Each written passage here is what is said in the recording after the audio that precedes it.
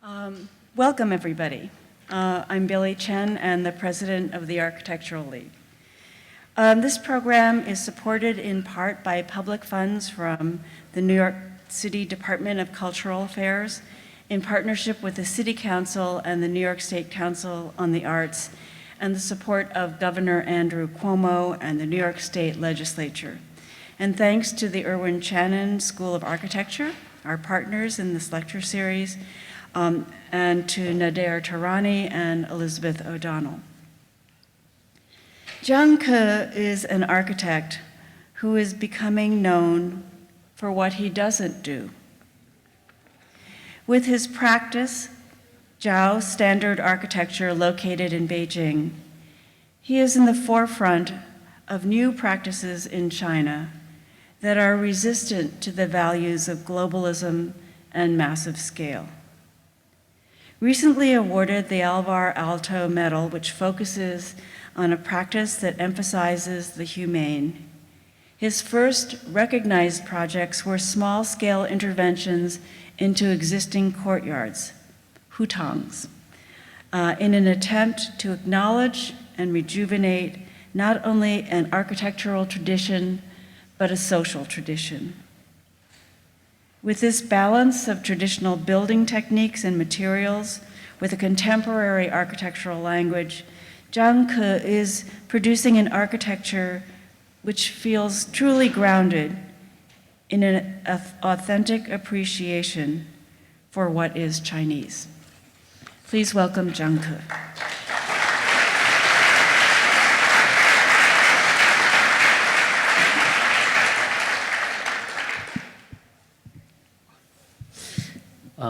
It's super nice to be here. Just get to you.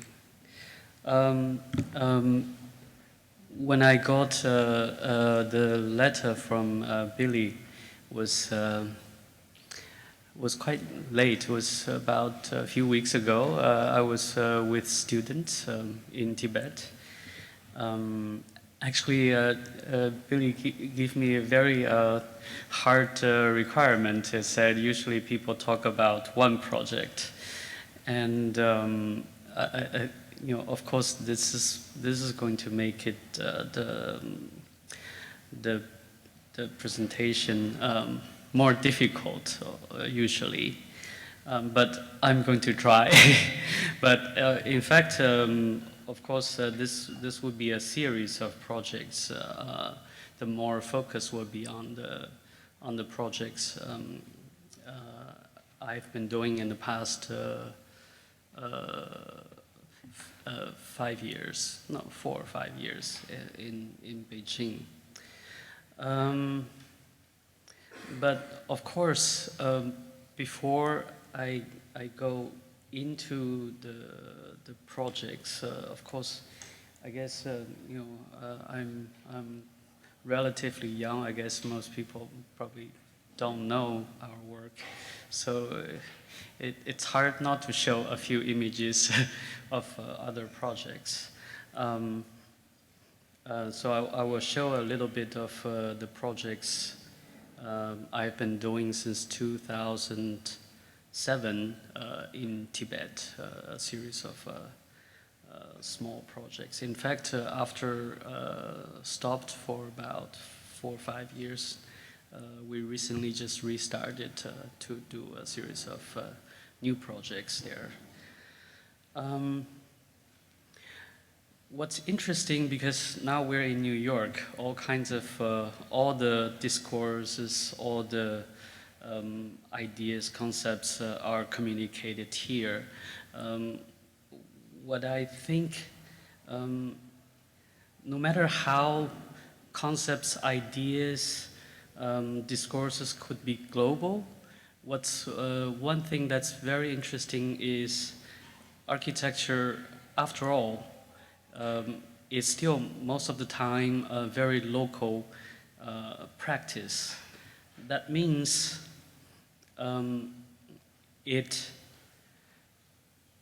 there are lots of interesting resources that we can draw from the place, from material to the people who live there, and the building techniques. So I see this as an advantage rather than a disadvantage. There are always ways of innovate through what's been doing there with the humble materials and techniques, and to make contemporary buildings.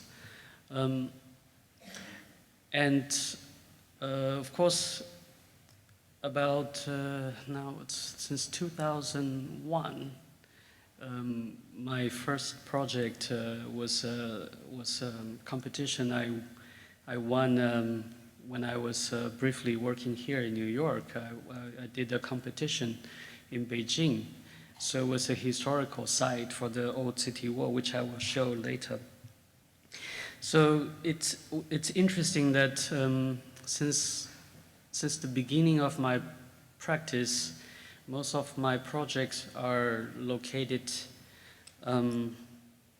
within historical sites and or with this historical conditions. So I gradually realized it's very important to respect. That means to respect the people who will use the buildings, instead of merely respect our clients who in China most of the time they're not the user in the end, such as the developers. Also to respect the great minds who created the city, the urban neighbors. So that means to respect our neighbors, but at the same time, what I realized that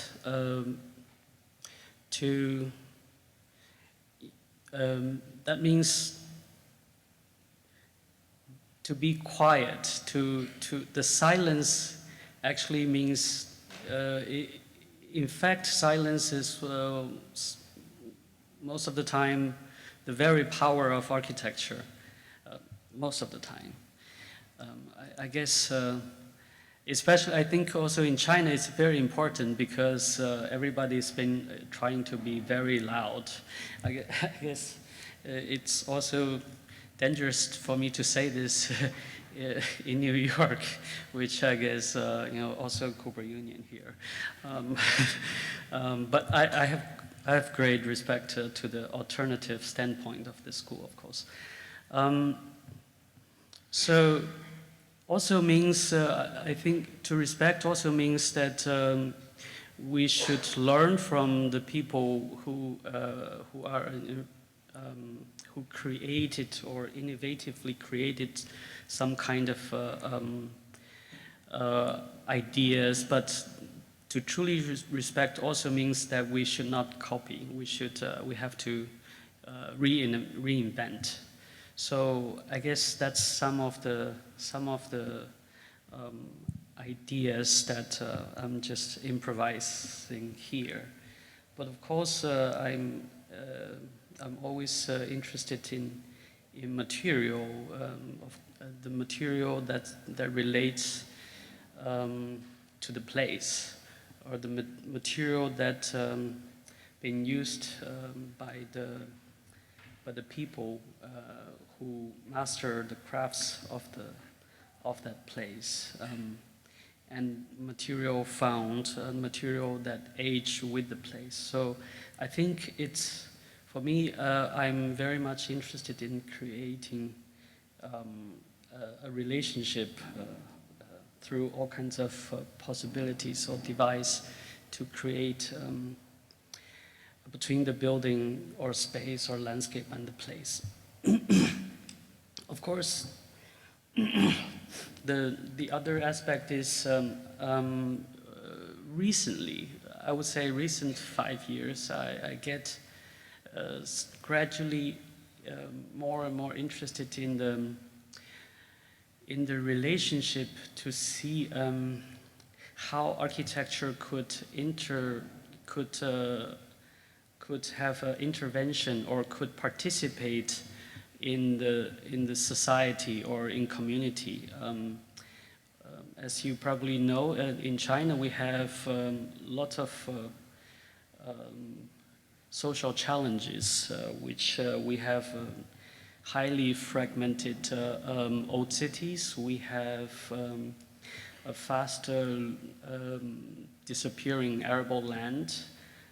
We have an old culture who lost its old identity that is struggling to create a new identity. I think, you know, of course, I don't, as a young generation, I no longer believe that we can, as architect, we can save the world as the modernist generation did. But I think it's also, it's interesting to see that through our work, we might be able to make some impact, and it's actually exciting to see if we were able to do. Okay, after all the deviations, I will start to quickly show.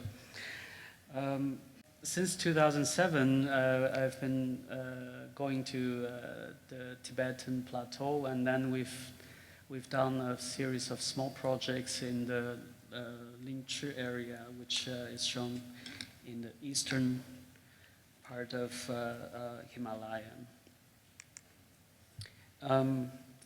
It's a series of small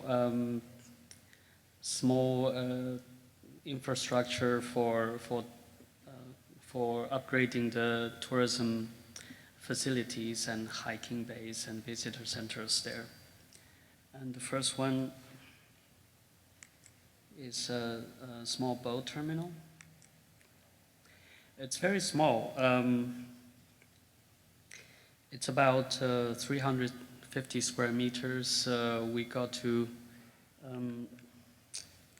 select our own site, which is based on these 4 big trees. And I wouldn't go too much into it, but of course it starts from this boat terminal with a floating what do we call that, platform that would go up and down for 8 meters during high and low seasons.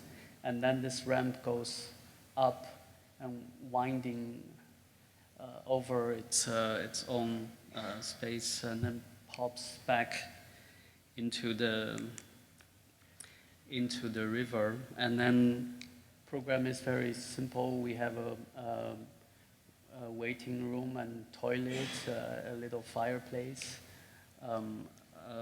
bedroom for passengers that stay overnight when the weather goes not possible for boats. And of course, the material is very humble. It's from the site, collected the stones, and we had to use concrete because this is an 8th degree earthquake area, so we had to reinforce it. But all the walls were the concrete as a frame, so the masonry is the stone. I wouldn't go very deep into this project, quickly flash through.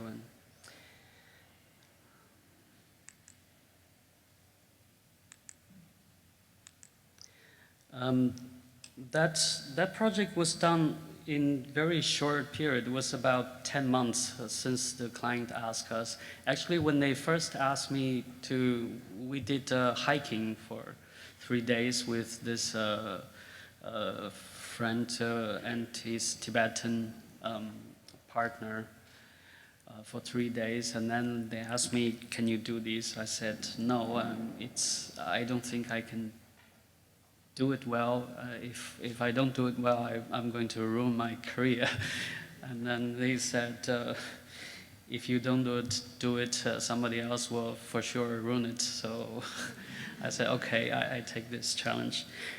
Actually, this year it's similar because they've been, after 10 years of using the building, the building condition deteriorated a lot, and then they asked me back saying, if you don't do more project for us, it's going to become really unrecoverable. So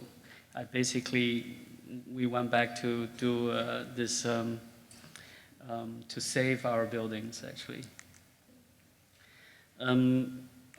This second one was 1 meter thick masonry stone wall. It's in the summer it's not very hot there, and in the winter it's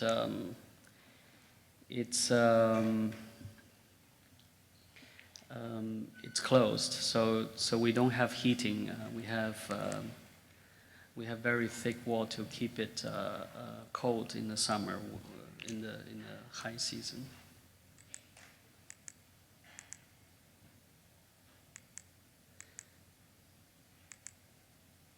And this one was the only one that we did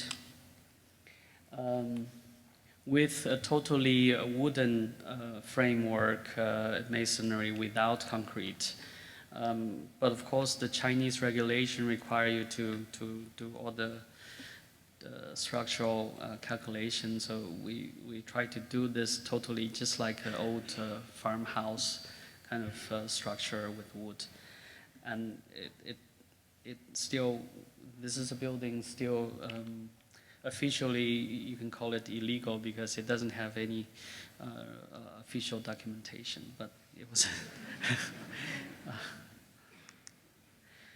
This is the more recent one.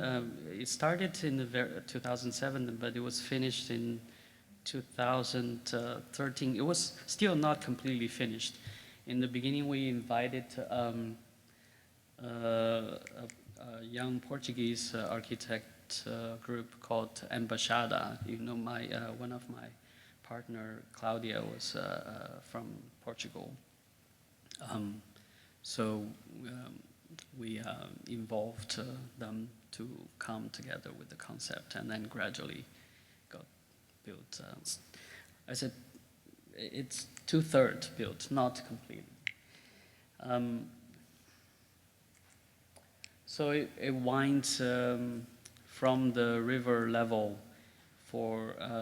which is about close to 3,000 and all the way up to 3,000 meter for Vista Point. Underneath is a dormitory for boat drivers and also a boat terminal, waiting room and canteen, etc.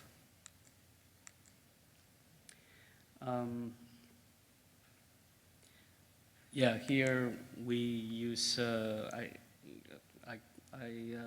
didn't include most of the slides here, so, but the use of material, which is extremely common there if you go to Tibet, but I thought it would be strange to have an industrial handrail there, but to use this, it's actually a luxurious handrail because you use a lot of firewood.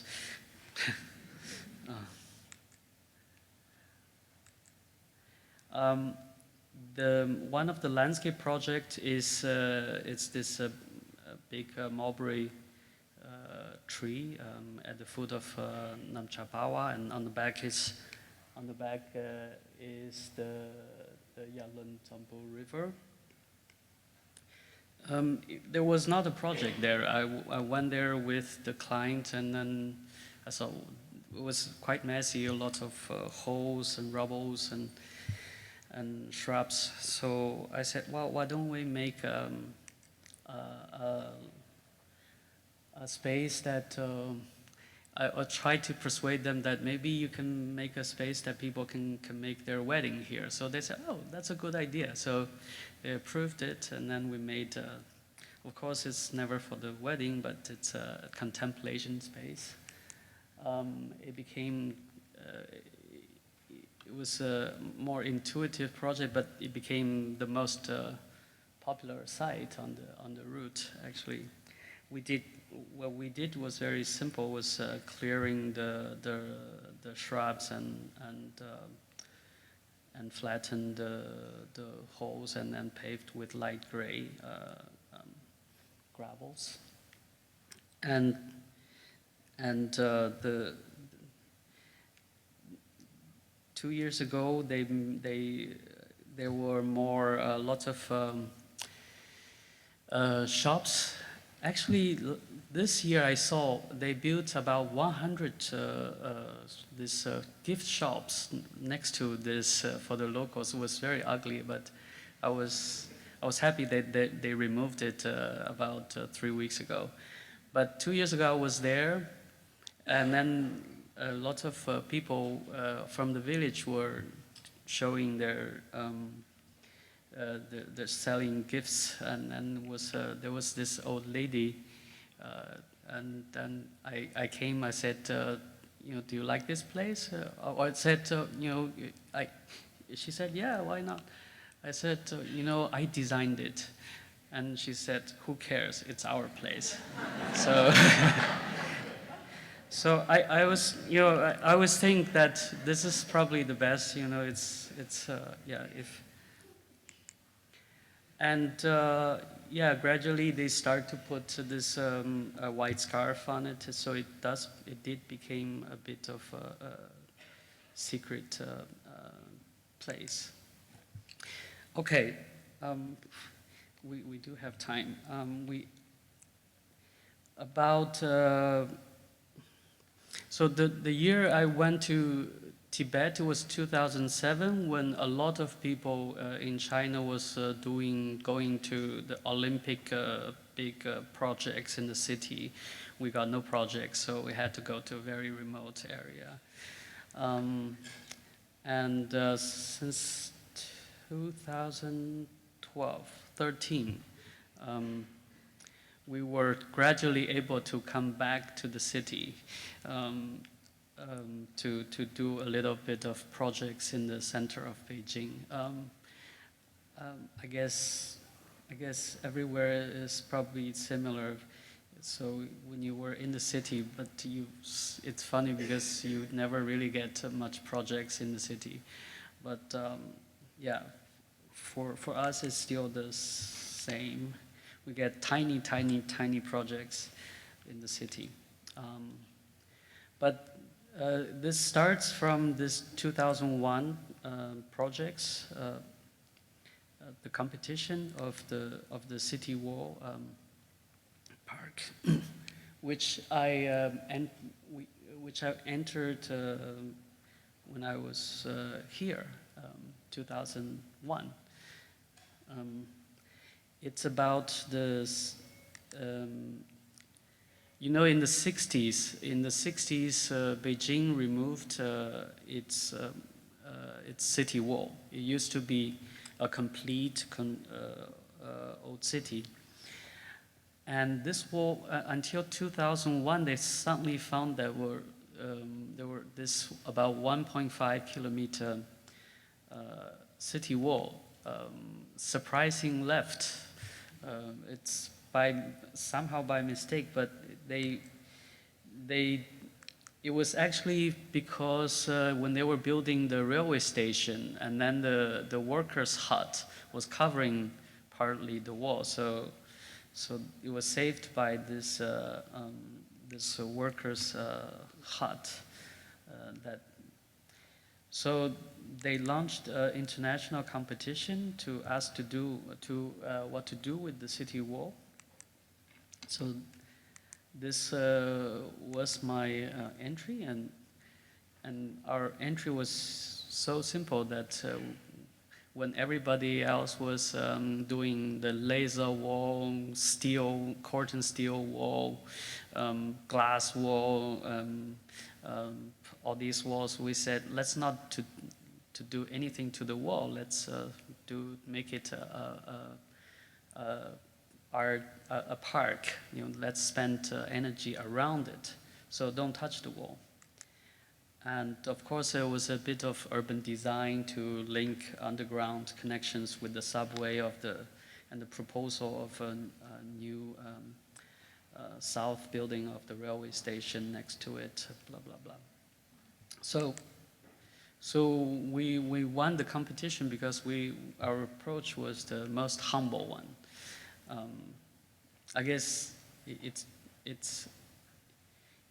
it's almost ironical because they asked for a competition for a new idea of the wall, but our proposal was not to do anything to the wall.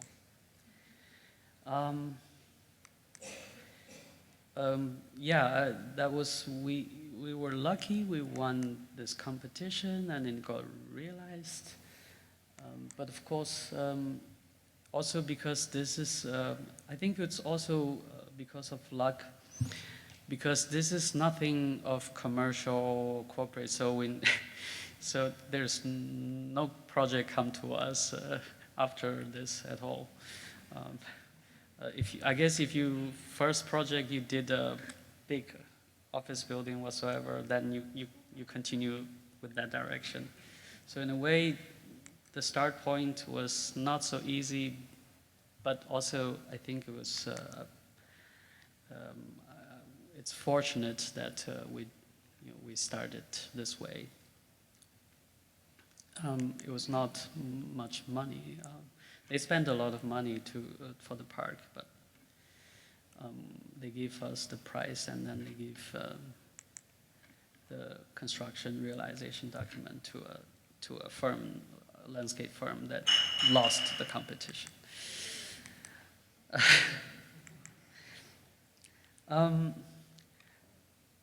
So, and then about 10 years after that, we gradually start to get involved in some of the projects in the center of Beijing. One is the Dashla area, the other is Baitas area. So the center is the Forbidden City. And then the city wall is to the east, and there was a project to the north. I just quickly show a map of Beijing, what's happening. So this is a map of the existing old city area of Beijing. Of course, until about 2000, year 2000, majority of the hutong areas were still there. So the majority of demolition started around 2001. So all this happened in the past 15 years. It was not during the Cultural Revolution time or whatsoever. It was during the booming development time. So there was the blue boundary shows the currently left hutong area. So that means all these big buildings, towers, even Zaha's building were built in the past 15 years within the old city boundary by demolishing all the hutongs. So just imagine that they did it, or something like you do a new city on top of Rome. So basically that's what. So we did the research. So this orange area was the boundary of the master plan did in 2001, showing the 25 conservation zone. So that means the blue line is still bigger. The existing one is still bigger than the conservation zone. And this one with the red shows currently being demolished. So it's very, very center. It's even in the center of the conservation zone, and it's still, I would say, until last year was going on. This year it changed, which is good. But so this is the picture we took in 2006 in May. It was it was in the center of the old city. It was newly wiped out. So of course there were lots of both literates, architects, social writers complain about it. And then there were lots of theoretical discussions about how to upgrade living condition at the same time conserve. So what there was a GST, there was now a program called critical conservation, but I guess somehow it falls into this. So by 2013, we said, okay, let's stop complaining, let's try to do something. So we were given this site in Dashla, which is about 1,000 meter walking distance from the Forbidden City. Of what to do with these courtyards. So we spent about a year and a half doing studies of strategic studies of what to do, because with all the old city renewal problem, it's probably common everywhere. It's especially more difficult in Beijing or in every old city in China. Is the ownership is extremely complicated, and then the gray part is are the household that choose to stay, and the white part is the ones that moved out. But in general, the tendency was more and more people were forced to move out of the city because of the low quality living conditions, because of richer people, government push them to buy their houses. So they had to move for more than 100 kilometers or 200 kilometers away from the city. So we started from an approach which is a theoretical urban study, which is to see, is there a way to subdivide these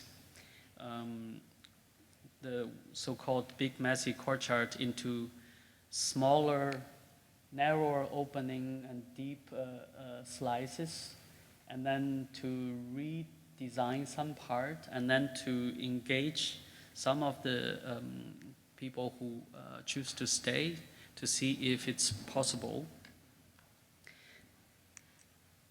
And one of the most challenging problem, of course, to live in the old city is you have all the convenience of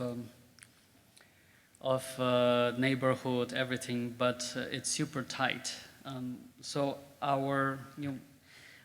today I'm showing three different approaches. So the first one is our first project, which is probably formerly more stronger, which was our first attempt, which was try to deal with super tight site to see if it's possible to create something within extreme limit that create this attractive living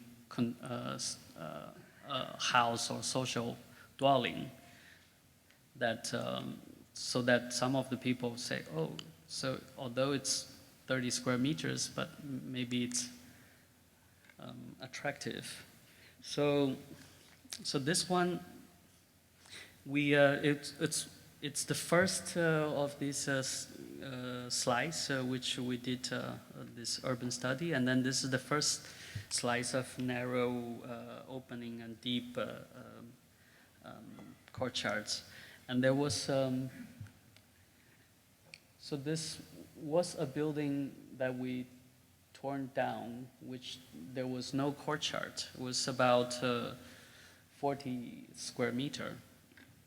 So we were trying to test if it's possible to create a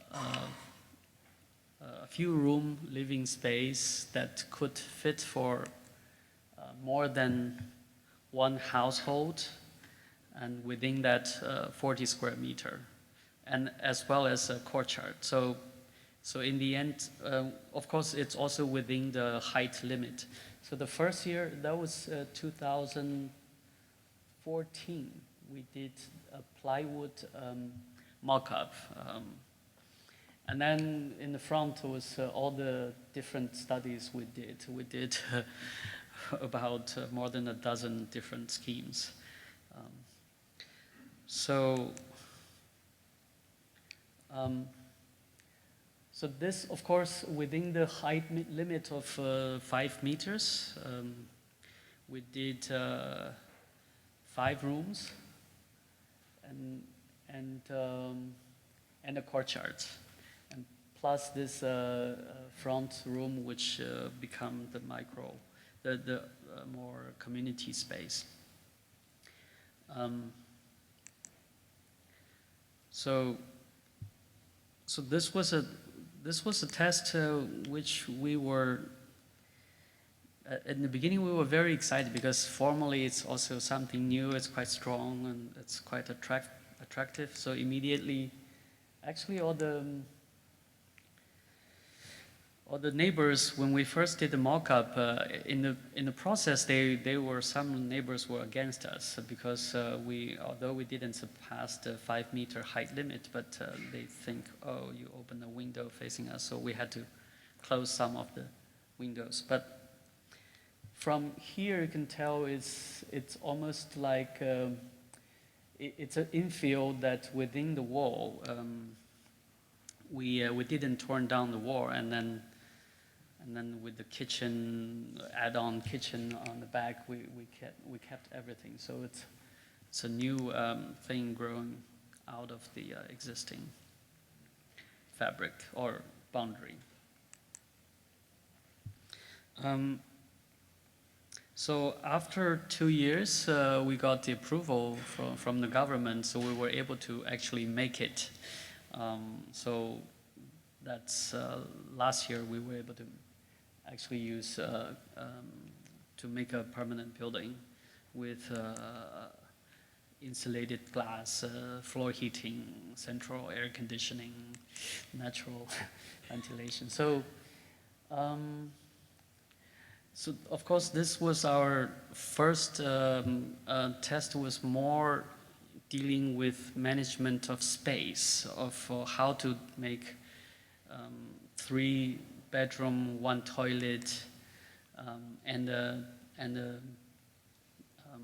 dining room, so to say, within that 35 square meter. And of course, we also tested the material with the continuity of the so-called Beijing gray brick.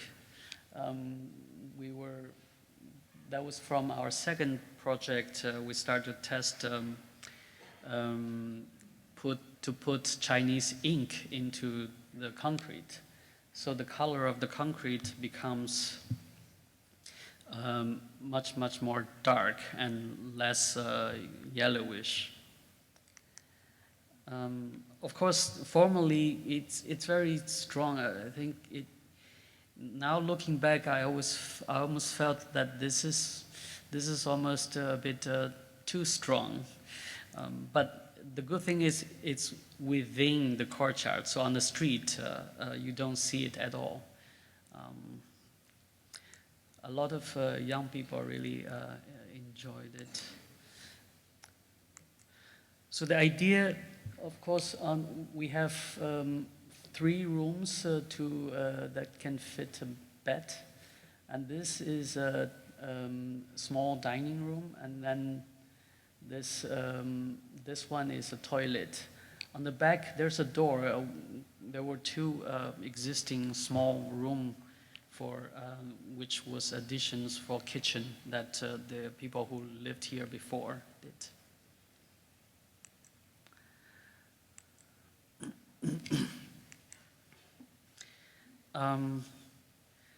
So, yeah, of course, we do have a curtain track behind this. So,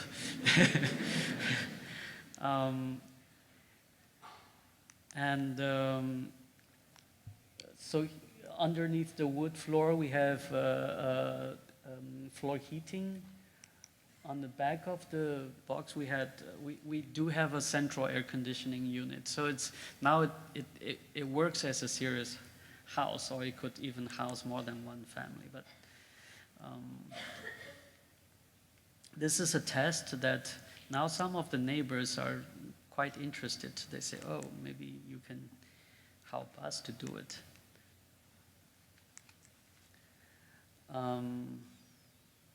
So some of the windows where we had to change it because the neighbors asked us to. We couldn't open the wall because it's facing their courtyard wall and etc. But I think all the limitations helped in the process. And this building, I think, from 2013 to last year, it's been 4 years, so it's 40 square meter for 4 years. And we were not even paid. It's crazy. But it's quite nice that that the government in the end approved this. So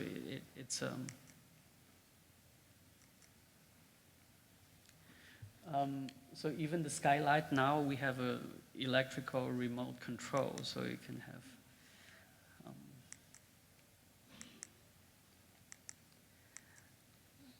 This is the plan, which you can see.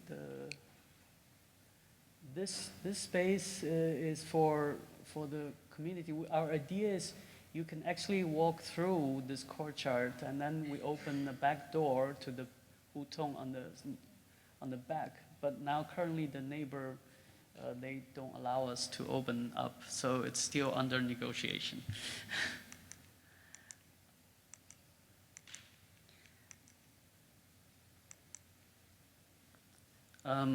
Of course, the front room we had to do a little bit of structural gymnastic. We removed a column here, so we had a steel beam to. This was the first year when we did the mock-up. We had this collected wood and metal panel for the temporary facade, and this was the current facade after we did insulation, and then this foldable door, then this glass window could be opened so that if we have exhibitions we can move bigger installations in. And the funny part is 2 months ago a government official passed by. They saw this facade. They said, "Can you ask the architect to change it because this looks too, what do you say, too poor or whatsoever?" So we have a risk of have to change the facade. They think this is not a decent facade. I don't know.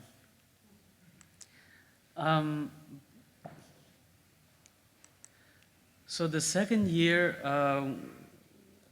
we get involved to this courtyard, which is 2 hutongs next, which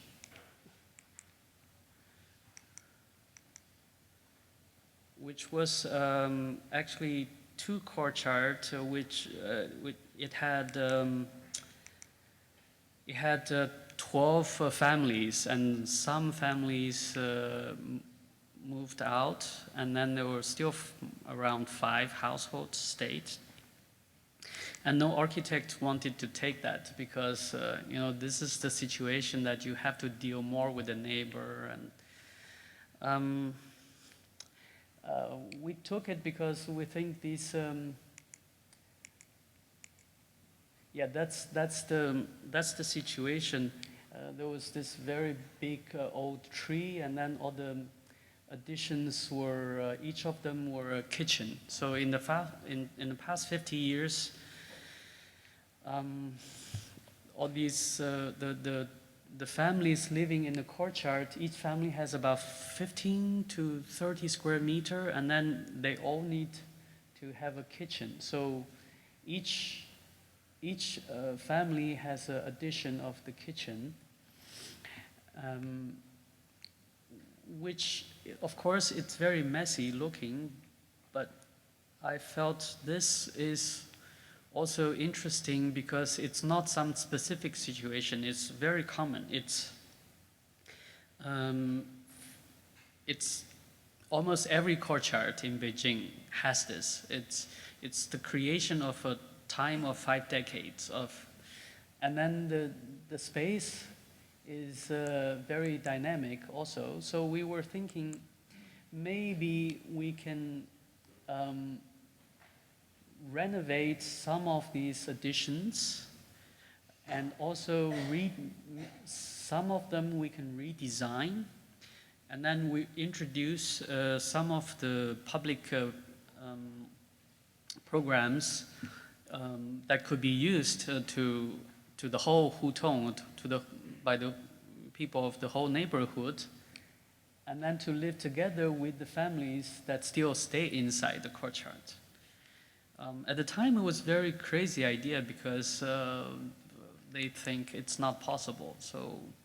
And government also didn't believe in it. But actually, when we started the work, surprisingly, the neighbors were very welcoming because the fact that there's one family here, one family here, one family there, and one there, still staying. So they welcome it because you upgrade the condition of their courtyard. And because they supported all the neighbors of the next courtyard, they were not able to say anything. So it went much smoother than the other.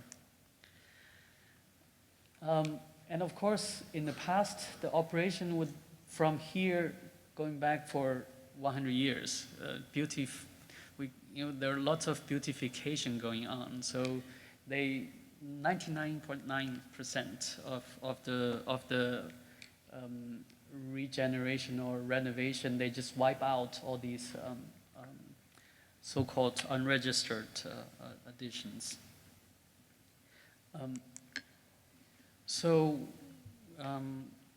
We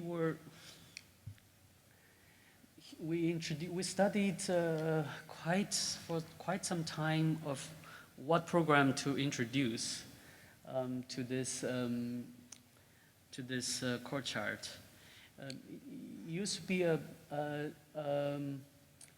small what do we call that? Buddha temple, but it was probably around 100 years ago, and then it was occupied by 3 families, and then so 2/3 now is available, 1/3 is still occupied. And on the back there was a primary school of the hutong, of the few hutong neighborhood, and then mostly are old people there. So we proposed a small children's library, which we did with concrete. It's more like inserted. It's 8 square meter. And under the tree, we proposed a children's art space. This is 6 square meter. But it was, of course, if you saw the before renovation, we were very much inspired by the intuitive additions of. And then a dancing dancing room, and also a drawing space. So altogether is about, the whole courtyard is about 300 square meters with the building area. So, but then some of them were renovated. It takes about, that's from 2013 to that, yeah, it takes a few years and it's still ongoing.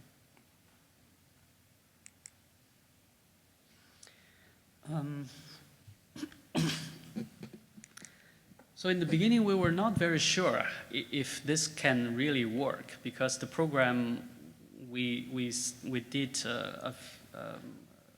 quite some studies. We talked with different people, but gradually we had some the Finances Association, some foundations to support us. So we were able to also to create a program that can make it actually work as a library, as a children's art center for the community. And then we made it completely, it has to be completely free. So because after this project got a bit more recognition and a lot of commercial institutions wants to come in, for example, the children education institutions in China is booming, but we persuaded the client to not to take any. So this was the test of the concrete with Chinese ink. We did from the different, from the darkest to the lightest. Because when the brick is wet, it's very dark. When it's dry, it's a bit lighter. But it's very difficult because before the concrete dries, it's very much darker. And then when it dries, and you use a lot of Chinese ink in the end. It was a test. So yeah, we still, I shouldn't say this, but it's true. In the end, to use Chinese ink is very expensive. But we think maybe in the future we can use some other kind of coal or pigments. But this is the inside of the library, and this small space actually take a lot of time to design, because every little space have to fit the scale of children, and then there were 1, 2, 3, 4 major zones for the kids. So in the end, it worked quite. The interesting thing is when children instantly like it, that means it's not bad. And also this small, the steps, how to fit the brick module with the step of the little pavilion under the tree.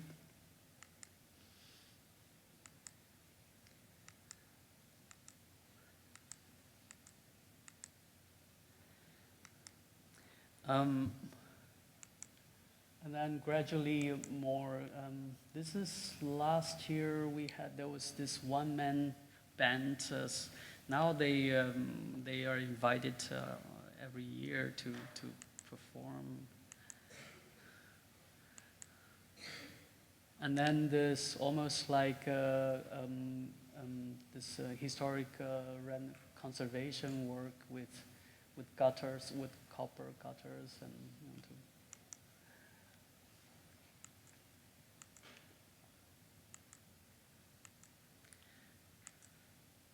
so now, in fact, every weekend there are some activities going on now. So this is the 2/3 of the former temple. Now is the dancing studio, and these are mostly local kids with their grandparents, or so there were paper cutting, and then they did some artists volunteered to do paper cutting events. So some of this collage were pretty cool, and then that's a month ago, 2 months ago. They did this cardboard, this medieval parade. I have a video, but I don't want to play because there are many videos.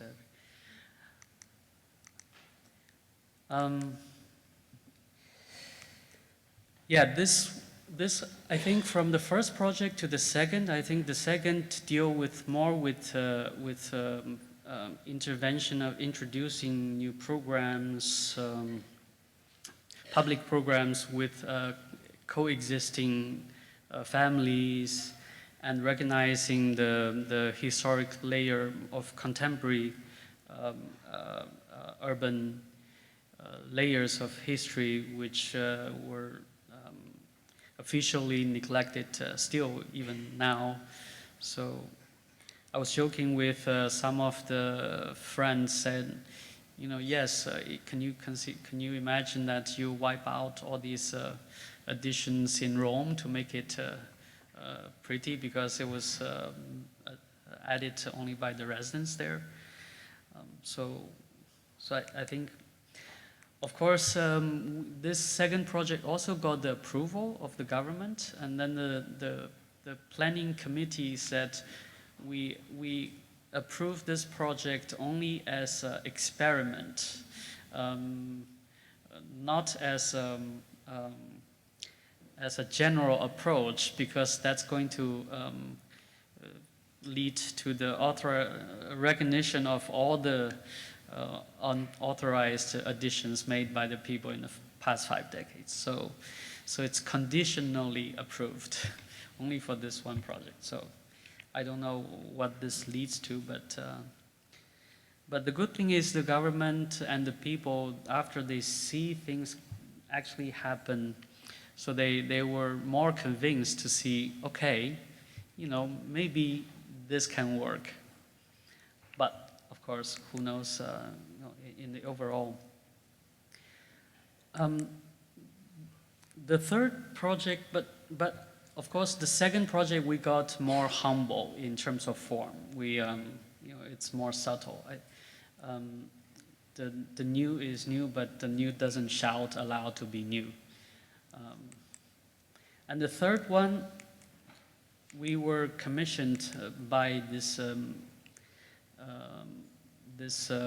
big company who was the financial district company who torn down large areas of hutongs, and then now they were asked by the government saying, now you need to spend money on the conservation. So they give us this 150 square meter courtyard, which was like this. So the whole courtyard is 150 square meter. The building area is about 90 square meter.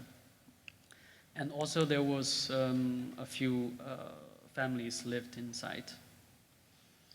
So, of course, one of the most critical question that a lot of designers didn't want to talk about was the amenities in the old city. So it was actually a kitchen, toilet, shower, etc.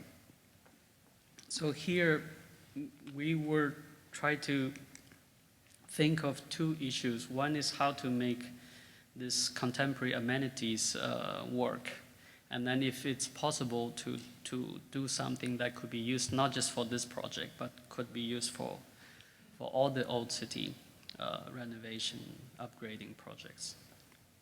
And the other one is, it's very easy to make a 150 square meter courtyard luxurious house in the city center, but they don't need us in the end. So we were thinking of if it's possible to say 90 square meter, but it's still possibly to be used by more than one family. So there will be a small house inside house. So we call it co-living courtyard.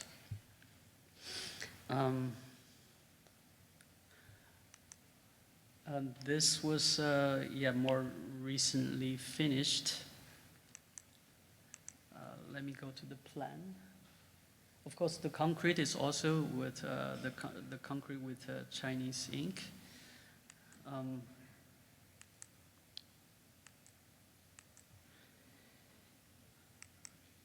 If we go to the plan, we can see the general approach here was on the outside you don't see anything. We reinforced with a layer of concrete from inside, and then it come out to, so the whole periphery had a concrete reinforcement, and then we kept the old boundary of the brick wall. In the beginning, we wanted to keep also the roof, but then it was really rotten, so the client suggests that they insist to remove it. But okay. So we designed. We spent about a year and a half developing this functional module, which is 2 meter by 2 meter and about 2.2 meter high. And I'll tell you what it has. It has everything a house needs. So it's 4 square meter, but it has a toilet, shower, kitchen exhaust, wash machine, dry machine, a library, and on the top is a king-size double bed. So, and then we also designed this house, this 9 square meter mini house. We got sponsored by Mini Cooper to do this, to develop this. So it has a toilet, kitchen, air purifier, and so that maybe this will be a rich family, but this one, they might be the people who couldn't afford to move out. So they will live together, theoretically. This was the sketch, and then, so if you study this, the potential is, it's still 90 square meter built area. So the potential is 1 family, 2 family, this family might be rich, and then the 3rd family with the back courtyard, and then with the small front patio and the central courtyard. It's still 150 square meter. So this was the process, and we reinforced the wall, and then we had to redesign the wooden frame so that it can turn the corner. For the people who knows the Chinese wooden structure tectonics, this in Beijing didn't really exist, the turning angle. We had to put beam over beam, and it was tricky. In South China, it's common, but in Beijing, it's not. So this was the 4 square meter functional module inserted. So the idea is this module could be inserted, could be used not to this place, but it could be used in the countryside, in other old cities, in underdeveloped areas. So here is the section of, you see some sketches. Okay, I guess. And this was before the functional module was developed. Later, of course, after 1 year and a half, it got much, much better developed. This is when it's built, that was a few months ago. The inside is 90 square meters altogether. So we played down the scale a little bit so that it looks bigger. And now it is rented by this novel writer who wrote this Beijing folding. who won the Hugo Prize for the science fiction 2 years ago. So she's doing charity kind of children program, half charity. So this was the development. It is serious of product development. You see all the pipes and wires. It's more than this. It's interesting because we checked in the world. There were people doing module toilets, module kitchen plus toilet, but there were no people putting everything together. So surprisingly, we were the first one actually doing this.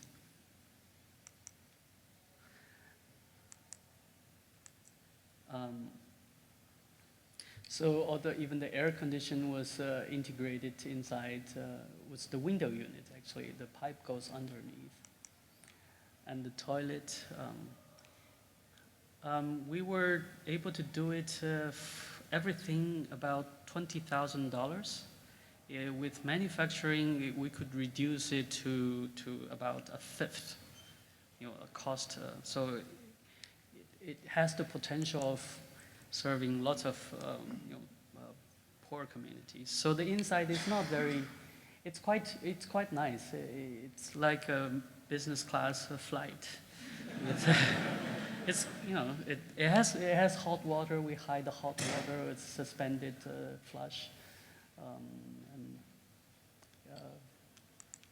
so I think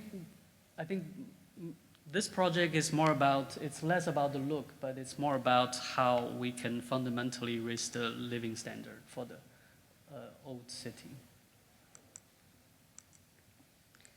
Of course, there were architecture statement of how to keep the original footprint and the trace of time, history layer.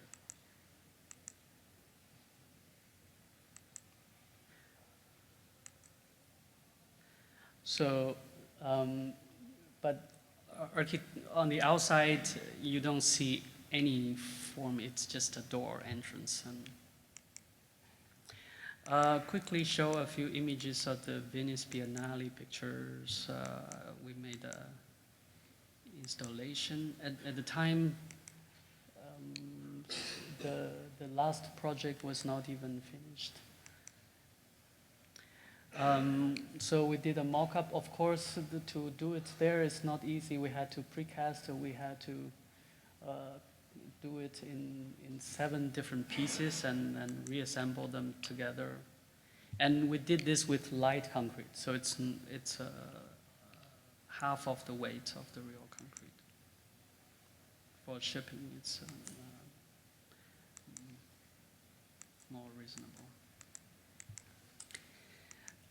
I guess my time more or less is out. So since it's New York, I have to show a little bit of the other extreme project, the Novartis project. I was super lucky, 2010. I was invited, selected by the committee to do a building in Shanghai. So I was presenting in Basel every year to them. Of course, this is also an inside-out project.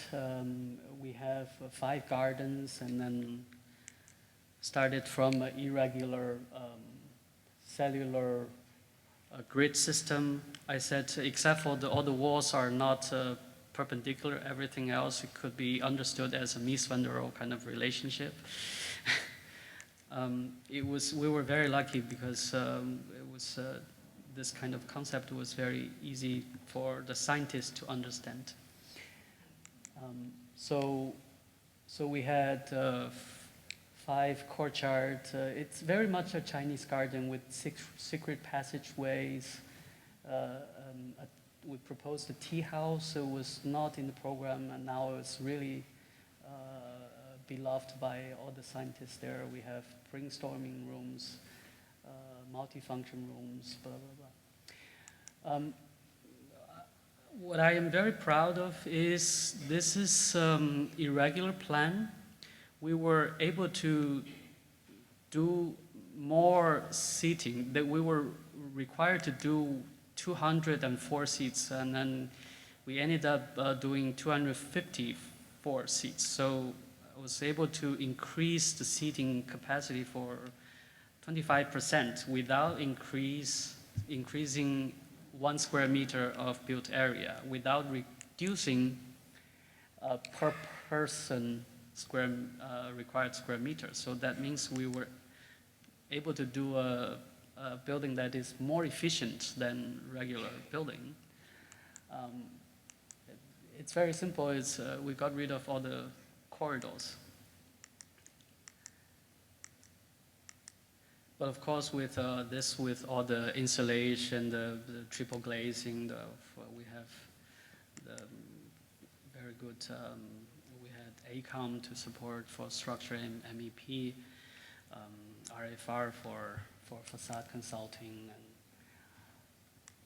but we were able to also do all the interior and furniture and supervising the lighting.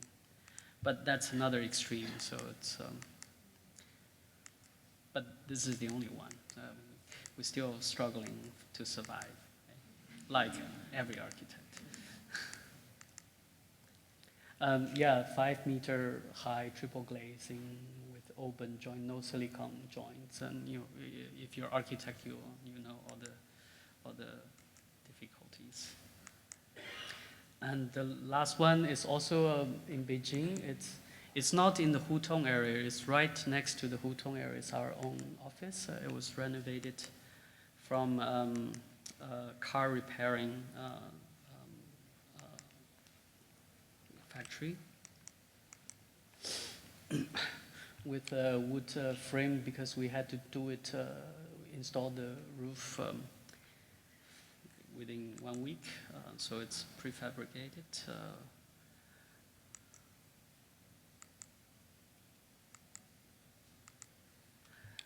This is a new project which we won the competition, it's been almost 5 years also.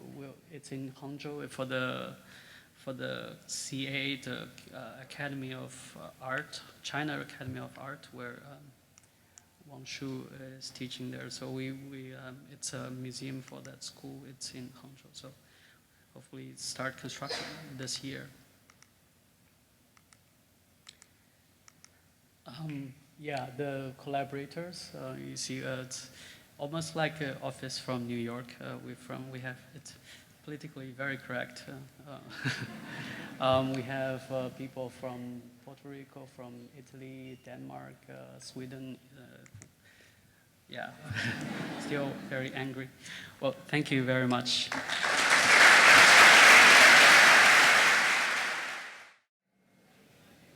I have a question. Having worked in New York and moving back to Beijing, do you find like a difference in the level of craft and how stuff is built? So I'm just going to repeat the question. Since you were working in New York and went back to Beijing, do you find a difference in the level of craft? Is that correct? And how things are built? Oh, you mean the level of craft? Are you talking? So since you were in New York and working and now have gone back to Beijing, do you find a difference in the level of craft and how things are built in China versus here? Of course, it was the difference, especially 15 years ago, was huge. Well, it's more than 15 years ago. It was 16 years ago. It was huge. But now the difference of craft is becoming much, much smaller. If you are doing projects in Shanghai, some of you probably in Beijing, it's in southern China, it's catching up super fast. But I think, of course, there will be advantage and disadvantage. The advantage is we get, I would say, there are definitely more opportunities, but it's also more dangerous because so you get more opportunity, but it's much, much more difficult to realize project with with the kind of crafts that you would appreciate here. So it's that means you have to realize the what's possible and what's not possible, and design with tolerance. So, for example, our projects in Tibet, and it's not, you cannot say it's as precise as here, but it's possible that architecturally could still be well articulated. So in terms of the joints, the tectonic relationship, that doesn't need to be exactly like the drawings show or the dimensions shown, but you have to be on the side to make sure that they work out correct. But so I don't think craft is a big challenge. I think the risk of clients don't recognize the kind of architectural quality of value. That's the risk. I think here you have more. In general, the client has that level of recognition of good architectural quality. But of course, we all understand here corporate culture is so strong. So for young architects to start up, it's going to take, I wouldn't say impossible, but I would say it's going to take 3 times more. So for you to start up, I guess. 3 times more time? Yeah. So yeah, I think there's a time difference.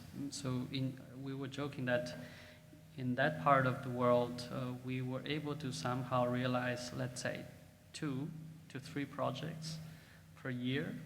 Here, I think it usually take 2 to 3 years to realize 1 project. That means to your question specifically, your professional development might be in a fast track, but it's also risky, because when you don't have enough time, it's more difficult for you to realize a project with quality. So there's a question there. Oh, it works. Hello. First off, thank you very much for the wonderful lecture. My question is towards your kind of incorporation of the community or the locals with some of your projects that you've presented. It seems that they're very sort of locally or community sensitive. So I'm wondering, how do you incorporate that into the design process? Is it purely kind of observer, just by observation, or is it some research or maybe community polls that play into it? Do you ask community members around what they kind of find valuable or significant in these areas that some of your projects intervene in? So your question is about the community engagement? Yes. How much they're engaged? Or how does your practice approach that? To be honest, until 4 years ago, we were not very much engaged. But in the process, since we're doing this, and then we were, in the beginning, we were trying to discuss with them to understand what their need is. But that's not so difficult. I think the difficult part is to not seeing them as hostile, but the way that they say things against you might become positive impact to the design. So we have to be flexible. So we have to improvise on the site with them. I think that's something, the change of attitude is. To be honest, we don't have very much systematic kind of theoretical social engagement, but we just think that it's important to work on their side rather than on the developer or even the government side, because the government, most of the time what they are doing is, from big picture makes sense, but from the community's sense perspective, it doesn't. So it's more about the standpoint. Question here? More question. Hi, thank you. I think I have a different question. I really want to ask you, what is your opinion that artificial intelligence, that kind of thing, in a predictable future, that is there any intersections that this kind of a technology are going to change this industry, or at least help us to do something?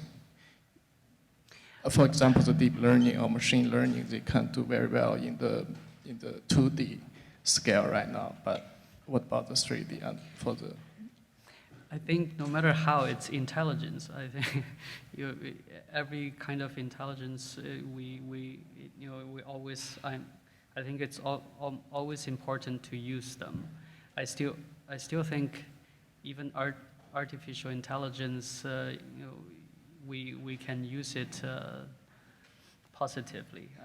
I don't feel any kind of scare of it at all. I think the way we create, we fabricate our buildings is changing. So yeah. Oh yeah. What I mean is, for example, in the urban scale, that more and more data, like from Zillow or somewhere, that could be useful for the urban design, urban planning. But in the architecture scale, I mean, is there anything? For me, it doesn't make fundamental difference for architecture. I don't know what Billie think.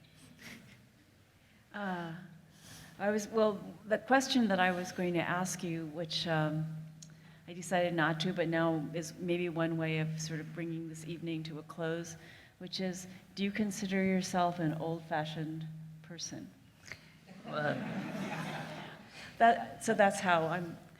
I think I always have trouble because because for some projects we didn't show because we were I think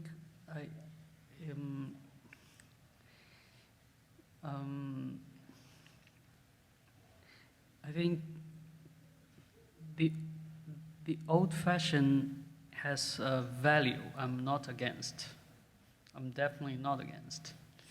But I think all the new emerging device technology are there to help us. But I think architecture touches us after all, emotionally, physically, and then the house, all this is the result.